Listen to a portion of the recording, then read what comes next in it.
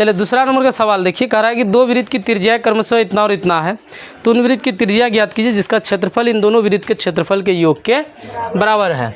तो यहाँ पे मैं क्या करूँगा, सेम वैसे ही लिखूँगा हल और लिखूँगा दिया है। क्या लिखूँगा, दिया है।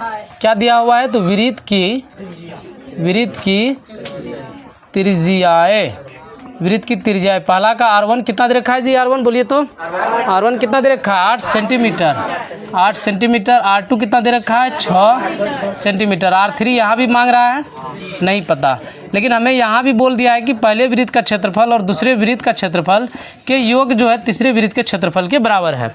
तो क्षेत्रफल को कल ही हमने बताया था, कल नहीं परसों बताया था कि उनका इंग्लिश एरिया होता है। एरिया से हम लोग इनको संकेत पे क्या लिख सकते हैं, ए लिख सकते हैं, ठीक है। तो पहले वृत्त के क्षेत्रफल के लिए वृत्त का क्षेत्रफल पाई आर स्क्वायर होता है, तो यहाँ 1 कर देंगे, पाई आर स्क्वायर 1। कौन लिख रहा है जी, कौन, इधर देखिए।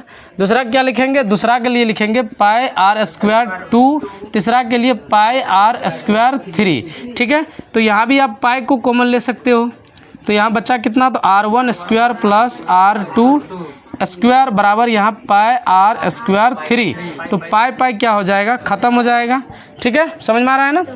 R1 अपने पास कितना है 8, तो 8 का स्क्वायर करना होगा, प्लस R2 कितना है, तो 6 का क्या करना होगा स्क्वायर, बराबर यहाँ पे R3 का स्क्वायर है कि नहीं।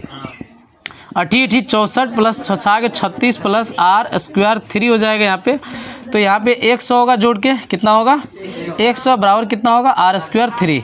अच्छा, इसको मैं ऐसे लिख सकता हूँ क्या, R3 बराबर 100 पर क्या लिखूँगा, अंडर रूट प्लस माइनस के साथ। यहाँ प्लस माइनस के साथ इसलिए देना ज़रूरी हो जाता है, क्या वो नहीं समझ में आया किसी को।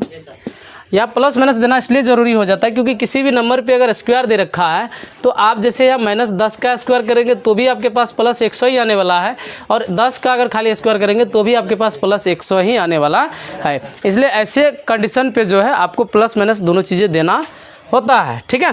तो यहाँ पे आपका R3 का वैल्यू क्या आ सकता है, R3 का वैल्यू प्लस माइनस कितना आ सकता है 10 आ सकता है। लेकिन यहाँ पे हम लोग लिखेंगे चूँकि, यहाँ पे जो है यहाँ लिखेंगे चूँकि R3 जो है किसके बराबर नहीं होगा, -10 के बराबर। क्योंकि यहाँ पे -10 इसलिए नहीं होगा क्योंकि गोला की बात करी जा रही, वृत्त की बात करी जा रही, तो कुछ ना कुछ तो उसकी मोटाई होगी सर। अगर मोटाई है तो त्रिज्या है, तो अगर मोटाई नहीं है तो फिर माइनस में चल जाएगा। माइनस में जाएगा कैसे, सीधी सी बात है, कुछ ना कुछ तो मोटाई रहता है। अगर परमाणु की बात करिएगा तो उसकी भी कुछ ना कुछ मोटाई रहती है। तो यहाँ तो वृत्त है, तो इसलिए R बराबर जो है -10 नहीं होगा, मतलब R3 का वैल्यू कितना हो जाएगा 10 हो जाएगा। इसका आंसर आप देख के मिला सकते हो कि सही है या गलत है, ठीक है। R3 बराबर प्लस और -10 है। हाँ सर, प्लस और -10 है। अब कहेंगे प्लस और -10 कहाँ से आया, अभी हाँ अभी मैंने तुरंत आपको समझाया। -10 का स्क्वायर करिए तो भी 100 आने वाला है, +10 का स्क्वायर करिए तो भी 100 आने वाला है, ठीक है। आगे बात समझ में दोनों सवाल।